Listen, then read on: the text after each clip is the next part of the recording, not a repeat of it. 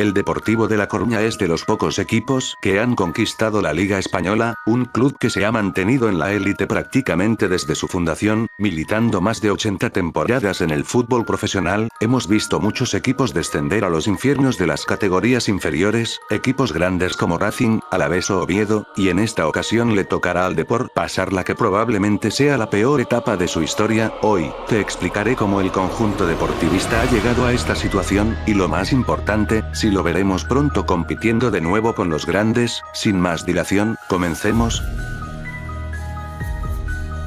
El Depor empezaría la temporada 19-20 jugando en segunda división tras perder la final del playoff con el Mallorca. Esto fue un tremendo golpe deportivamente, pero el impacto fue todavía más demoledor en el aspecto económico, pues el Depor perdería casi 10 millones de euros de la ayuda del descenso. Para los que no sepáis qué es la ayuda al descenso, es algo bastante parecido a los parachute payments en Inglaterra. Cuando un equipo desciende de categoría, se le da una ayuda financiera para que la caída económica entre divisiones no sea tan demoledora, pues la segunda división recibe muchos menos ingresos televisivos que la primera división. Teniendo en cuenta que el Depor tenía deudas, el club tendría que reducir 13,7 millones de euros en gasto de personal.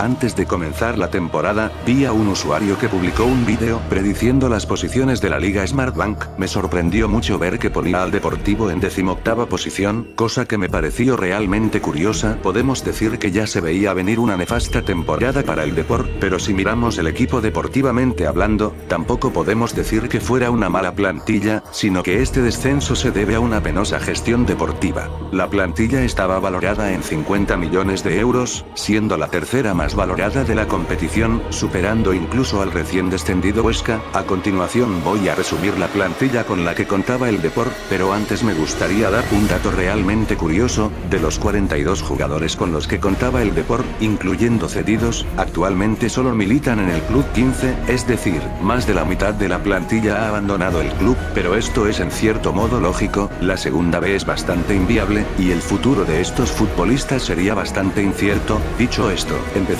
a resumir los principales jugadores del club. En portería nos encontramos con 4 porteros de nivel, que curiosamente ya no militan en el club. Estamos hablando de Dani Jiménez, ex de Betis; Coque Vegas, cedido por el Levante; Alex Cobo, ex canterano del club; y por último, Aleksandar Jovanovic, cedido por el Huesca. En defensa encontramos al joven Montero, cedido por el Atlético de Madrid; Abdoulayeva, cedido por el Rayo; Vasilios Lampropoulos, que actualmente milita en el VfL Bochum alemán; otros centrales que jugarán en segunda B como Michel Soma y Mujahid; Nolasco Arín, cedido por el Athletic de Bilbao; y por último laterales como David Simón, Salva Ruiz, que sigue a día de hoy en el club, al igual que Eneco Bóveda. En el medio campo tenemos al capitán Alex Bergantiños, Vicente Gómez, Uche Agbo, Gaku Shibasaki, Emre Colak y Ajer Akeche. Los extremos serían Borja Valle, Hugo Vallejo, Víctor Mollejo, cedido por el Atlético de Madrid. Y por último tenemos a Keko, que a día de hoy sigue en el club. En la delantera contaban con Claudio Beaubue, exjugador del Celta, que a día de hoy sigue en el club; Sabin Merino, Mamadou Koné y Cristian Santos. Una vez hecho este repaso rápido de la plantilla, podemos ver que realmente no es un equipo para pelear por no descender, pero como he dicho antes, todo se debe a la pésima gestión deportiva. Ahora vamos a hablar de los entrenadores. El primero de todos fue Anquela, que estuvo dirigiendo al club 10 partidos, con unas estadísticas de 1 victoria, 5 empates y 4 derrotas, dejando el equipo con una estadística total de 0,8 puntos por partido. El segundo fue Luis César Sampedro, que dejó el club con unas estadísticas de 2 victorias, 4 empates y 6 derrotas, dejando el club con una estadística total de 0,83 puntos por partido. El último entrenador que de hecho sigue a día de hoy es Fernando Vázquez, que obtuvo 10 victorias, 6 empates y 6 derrotas, dejando el club con una estadística de 1,64 puntos por partido. Podemos afirmar sin miedo a equivocarnos que el mejor entrenador fue Fernando Vázquez, cosa que me parece normal. pues él ya fue entrenador del club en el pasado, por lo que podemos decir que ya contaba con cierta experiencia. Antes de empezar a hablar de la temporada de por sí nos queda hablar del balance de fichajes, el cual fue positivo, ganando el club 7,3 millones de euros. Otro dato interesante es que el club no se gastó ni un euro en fichajes, pues la mayoría de futbolistas eran libres o cedidos. Ahora sí, toca hablar del transcurso de la temporada. El Deportivo arrancó ganando al Oviedo en casa por 3-2. Esta sería su última victoria por un largo tramo, pasando 3 partidos seguidos perdiendo, otros 4 seguidos empatando, así sucesivamente hasta la jornada 21, comenzando una racha de 7 victorias seguidas, llegando a salir de los puestos de descenso, pero lamentablemente el Depor volvió a pasar una racha de 7 jornadas sin ganar, obteniendo mayoritariamente empates, pero el club no se rindió, y consiguieron ganar varios partidos, llegando a la última jornada con posibilidades de salvarse. Para ello necesitaba que Albacete y Lugo pincharan en sus respectivos partidos.